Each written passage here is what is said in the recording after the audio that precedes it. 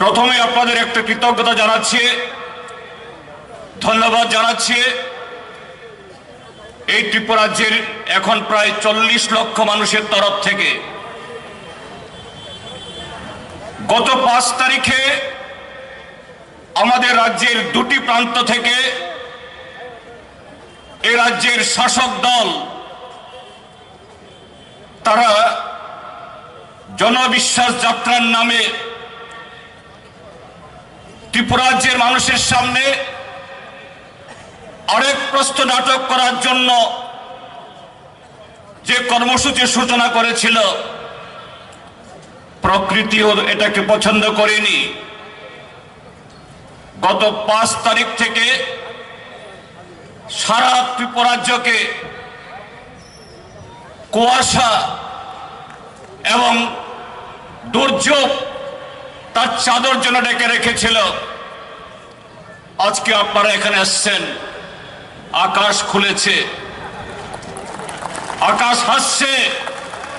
সারা ত্রিপুরাজ্যের মানুষের তার যে আওয়াজ, তার যে আকাঙ্ক্ষা, তার যে আগামী দিনের শপথ, সেটা বই আপনারা গ্রাম পাহাড় থেকে এখানে এসছেন, আজকে তার প্রমাণ। আপনাদেরকে অসংখ্য অসংখ্য ধন্যবাদ, লাল সালাম। বন্ধুরা, আজকের আপনাদের এই সমাবেশ গত 5টি বছর আপনারা যারা সংগঠিত অসংগঠিত বিভিন্ন ক্ষেত্রে যারা শ্রমজীবী অংশের মানুষ, সে গ্রামীণ দিনমজুর থেকে শুরু করে পরিবহন শ্রমিক, নির্মাণ শ্রমিক, শিক্ষক কর্মচারী,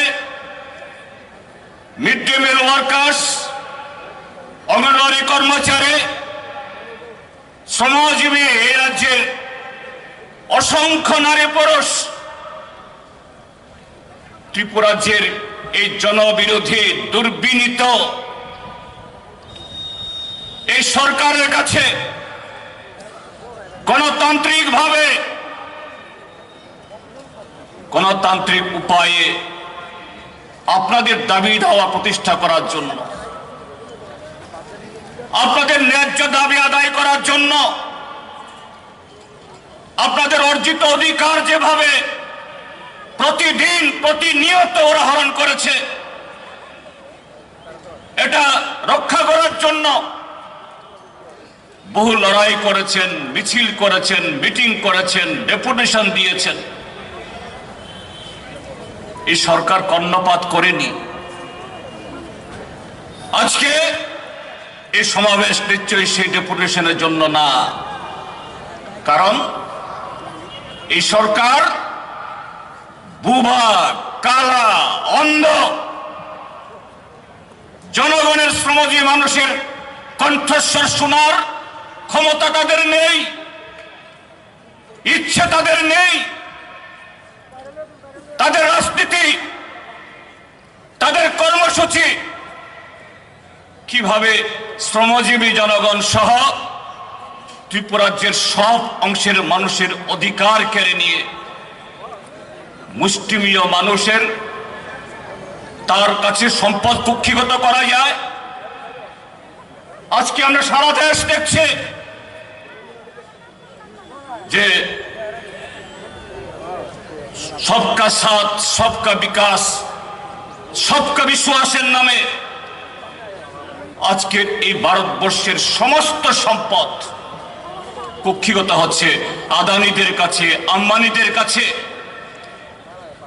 দেশের জনগণের ট্যাক্সের লক্ষ লক্ষ কোটি টাকা চুরি করে যারা দেশ থেকে পালিয়ে যায় তাদের কাছে সঁপে দেওয়ার জন্য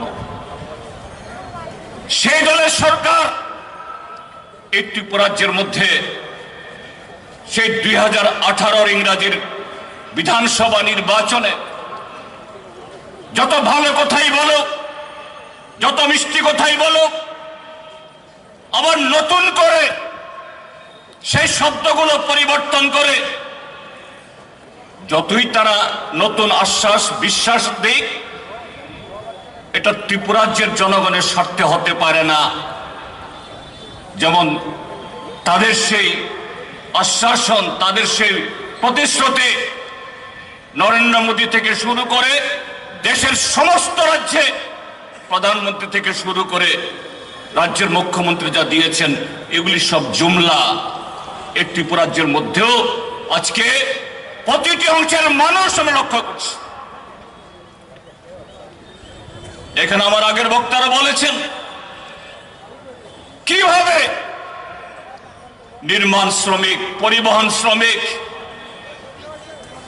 চুক্তিবদ্ধ কর্মচারী, স্কিম ওয়ার্কার্স, এদের শুধু বঞ্চিত করা না, কর্মক্ষেত্রে প্রতিদিন প্রতিনিয়ত এদেরকে লাঞ্ছিত করা হয়েছে, লাঞ্ছিত করা হচ্ছে।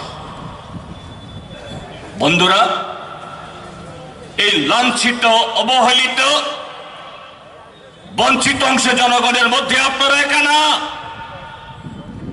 এই রাজ্যের মধ্যে সবচেয়ে বেশি যারা অবহেলিত হয়েছে, লাঞ্ছিত হয়েছে, প্রতারিত হয়েছে, তারা হলো এই রাজ্যের যৌবন, আমাদের দেশের ভবিষ্যৎ। তাদেরকে আশ্বাস শোনানো হয়েছিল যদি বিজেপি আইপিএফটি জোট সরকার কায়েম হয়, প্রথম বছরই 50,000 চাকরি দেওয়া হবে, পরবর্তী 4 বছরে আরো 6.5 লাখ 7 লাখ যুবককে মিস কলের মধ্য দিয়ে চাকরি দেওয়া হবে। আজকে তারা কি পাচ্ছেন? গতকাল সকালেও, পরশুদিনও মন্ত্রীর কাছে, মহাকরণে বা তাদের অন্যান্য কর্তাব্যক্তিদের কাছে যেখানে যাচ্ছেন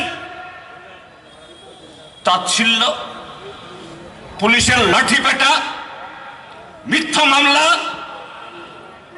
আজকে জেআরবিটি, টিআরবিটি, ট্যাট, নার্সিং পাশ করা যুবক যুবতী থেকে শুরু করে আরো বিভিন্ন ক্ষেত্রেতে এই রাজ্যের হাজার হাজার যুবক যুবতী শূন্যপদ থাকা সত্ত্বেও, যাদেরকে বারে বারে ললিপপ দেখানো হচ্ছে, কেউ সেই ন্যায় বিচার পাচ্ছে না। এ রাজ্যের শিক্ষক কর্মচারীরা, তাদেরকে কত মিষ্টি আশ্বাস শোনানো হয়েছিল। সপ্তম বেতন কমিশন, এবং সেই সপ্তম বেতন কমিশনের তাদের ব্যাখ্যা কি ছিল? 2018 ইংরাজির সেই ফেব্রুয়ারি মাসে, অর্থাৎ ভোটের মাসে, সেদিন তারা যত টাকা বেতন পেতেন কমসে কম তার দ্বিগুণ থেকে আড়াই গুণ, সাথে 4 বছর আগে থেকে বকেয়া এরিয়ার এবং জিনিসপত্রের দাম বাড়ার সাথে সাথে এদের জন্য মহার্ঘ ভাতা দিয়ে গত 5 বছর আমরা কি দেখেছি? আর এই প্রতিশ্রুতি কে দিয়েছিল? ডাক্তার মানিক সাহা, বিপ্লব কুমার দেবনাথ, তাদেরকে সেদিন কেউ চিনত না।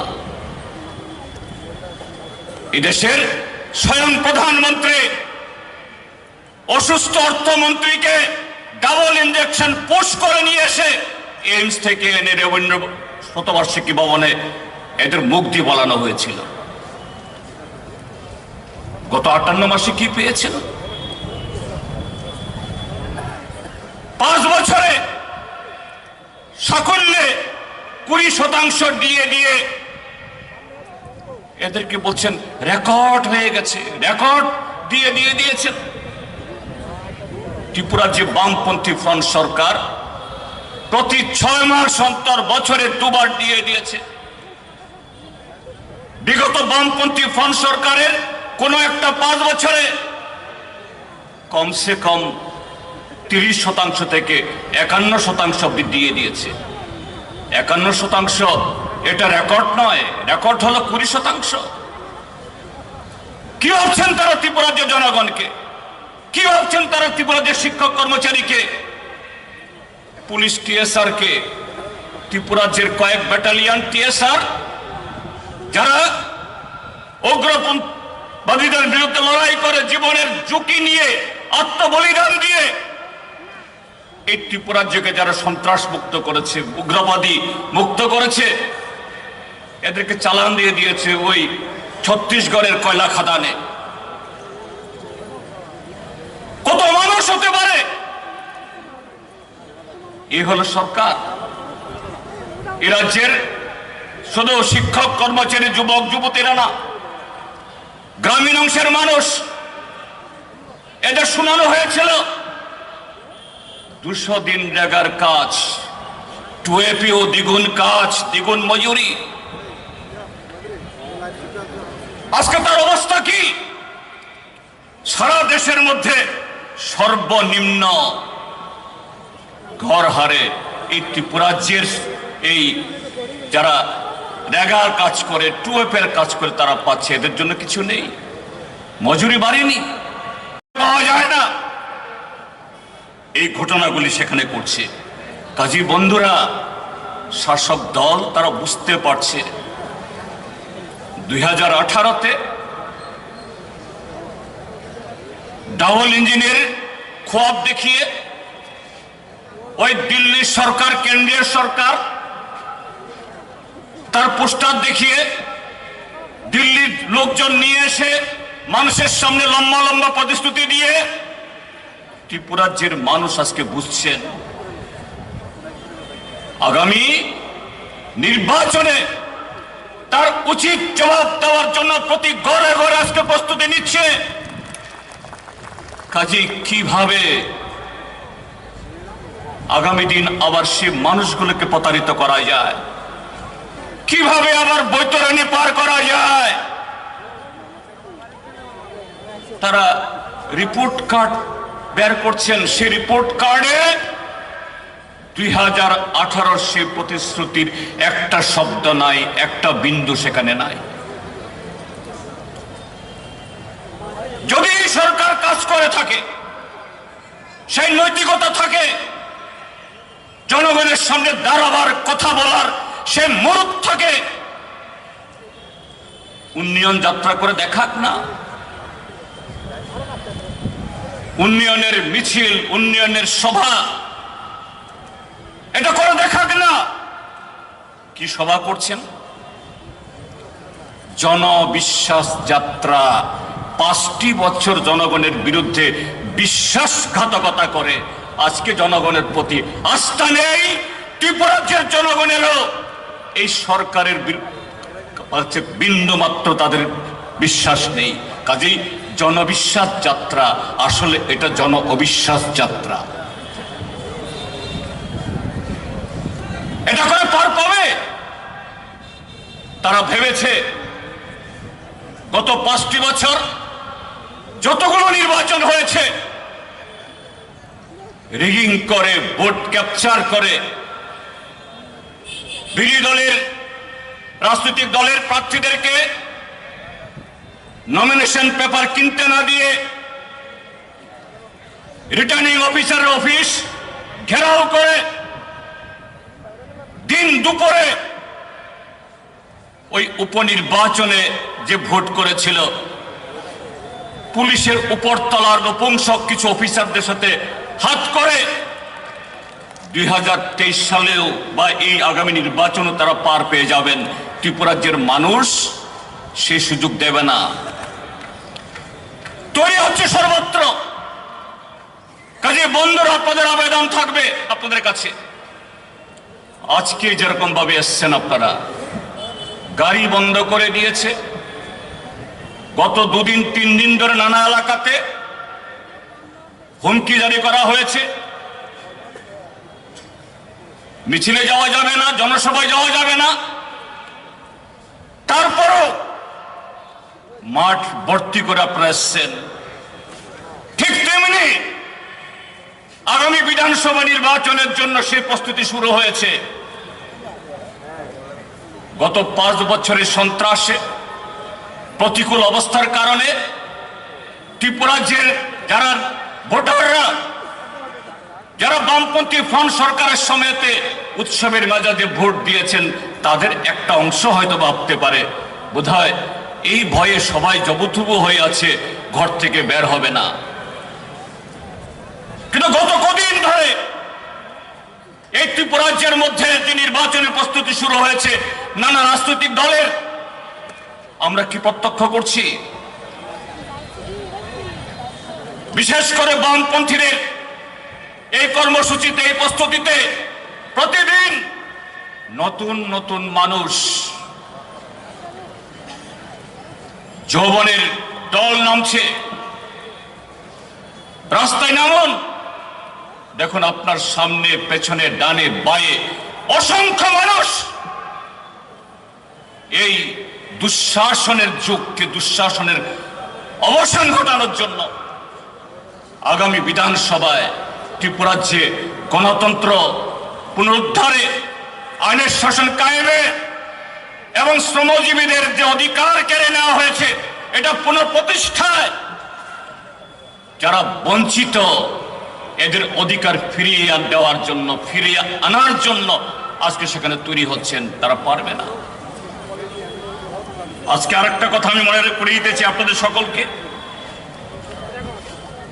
আজকের এই দিন 8ই জানুয়ারি 2019 ভারতবর্ষের কেন্দ্রীয় সরকার 2014 সালে বিজেপি দল বছরে 2 কোটি চাকরি, 5 বছরে 10 কোটি চাকরি, 100 দিনের মধ্যে বিদেশ থেকে কালো টাকা নিয়ে এসে সমস্ত পরিবারের অ্যাকাউন্টে, প্রত্যেক পরিবারের অ্যাকাউন্টে 15 লক্ষ টাকা করে জমা দেবেন, কৃষকদের সমস্ত দাবি পূরণ করবেন, জিনিসপত্রের দাম শূন্যের কোঠায় নামানো হবে, এই প্রতিশ্রুতি দিয়ে এসেছিল। কিন্তু 14 থেকে 19, 5 বছর মোদী সরকার একটা প্রতিশ্রুতি পালন করেনি, উল্টো 500,000 টাকার নোট বাতিল, লাভ জেহাদ, গড় ওয়াপসি, এ সমস্ত করে এবং সর্বশেষ বিগত নির্বাচনে ওই পাকিস্তানের সাথে যুদ্ধের জুজু দেখিয়ে পার হয়েছে। আমরা সেদিন দেখলাম ত্রিপুরাজ্যের মধ্যেও তাদের দ্বিতীয় সর্বোচ্চ নেতা অমিত শাহ এখানে এসেছিলেন, ধর্মনগরে এবং সবরমের জনসভাতে কি বলছেন? আরে ত্রিপুরাজ্যে গত 5 বছর আগে আপনি বিজেপি দলের সর্বভারতের সভাপতি ছিলেন, আপনার সে বক্তব্য প্রতিটি জনসভায় কি প্রতিশ্রুতি রেখেছিলেন? মানুষের মোবাইলে মোবাইলে ঘুরছে 18 तारीख फरवरी को वोट होगा, 3 तारीख मार्च गिनती होगा, 4 तारीख बीजेपी भाजपा का सरकार बनेगा। वही शाम को बिहार कैबिनेट मीटिंग में ऐसा होगा वैसा होगा, এর জবাব দিন আপনি। তিনি এটা না দিয়ে বলছেন ওই সাবরুমের জনসভাতে কাশ্মীর কি পাকিস্তানে যাবে না ভারতবর্ষে থাকবে? কেন কাশ্মীর পাকিস্তানে যাবে? সেখানে গিয়ে বলছেন আর্টিকেল 370 সংবিধানের 370 ধারা এটাকে বাতিল করা ঠিক না বেঠিক? সেখানে গিয়ে বলছেন আগামী 2024 তারিখে, এই 24 সালের অমুক তারিখে রাম মন্দির উদ্বোধন হবে, আপনারা সবাই টিকিট কাটুন। একটা স্বরাষ্ট্রমন্ত্রী, দেশের সর্বোচ্চ নেতা এ কথা বলতে পারেন? কতটুকু দেউলিয়া হলে, তাদের দলের অপদার্থতা, জনবিরোধিতা করতে গিয়ে জনবিচ্ছিন্ন হলে এই কথাটা তারা বলতে পারেন। আজকের এই 8 তারিখে আরেকটা ঘটনা করিয়েছে সরকার, সেটা হলো নাগরিক সংশোধনী আইন, সিএএ, সিটিজেন্স অ্যামেন্ডমেন্ট অ্যাক্ট আনতে গিয়ে আজকের এই দিনে এই জিরানিয়া মহকুমার মাধব বাড়িতে শান্তিপূর্ণভাবে কিছু যুবক সেদিন রাস্তায় নেমেছিলেন, এই আইন বাতিল করো, এই আইন রদ করো। এই সরকার সেখানে নির্মমভাবে গুলি চালিয়ে বেশ কিছু যুবককে গুরুতর আহত করেছে। আজকেও তারা বিচার পায়নি। কাজে আজকে ত্রিপুরা রাজ্যের মানুষ যারা গণতন্ত্র হারিয়েছেন, অধিকার হারিয়েছেন, জীবিকা হারিয়েছেন, সবকিছু হারিয়েছেন, তার জবাব চাইছে। কাজে আজকের এই সমাবেশ থেকেও এই সরকারের কাছে তো দাবি জানানোর কিছু নেই। এরা বুবা, কালা, অন্ধ। এখান থেকে শপথ নিয়ে যান, আগামী ভোট যেদিনে ঘোষণা হোক, নির্বাচন কমিশন এরা ইঙ্গিত দিয়েছে ফেব্রুয়ারির মাঝামাঝিতে হবে। এই সরকারকে বিদায় করার মধ্য দিয়ে শ্রমজীবীদের অধিকার, তার জীবিকা, তার সম্মান, এ রাজ্যের যুবকদের ভবিষ্যৎকে সুনিশ্চিত করা, এ রাজ্যে আজকে সংবিধান, গণতন্ত্র কাজ করছে না, এটাকে ফিরিয়ে আনা, সেই শপথ নিয়ে ঘরে ফিরবেন। এই আহ্বান রেখে আবারও আপনাদের সকলকে অভিনন্দন, নমস্কার, খুলুমখা এবং আদাব জানিয়ে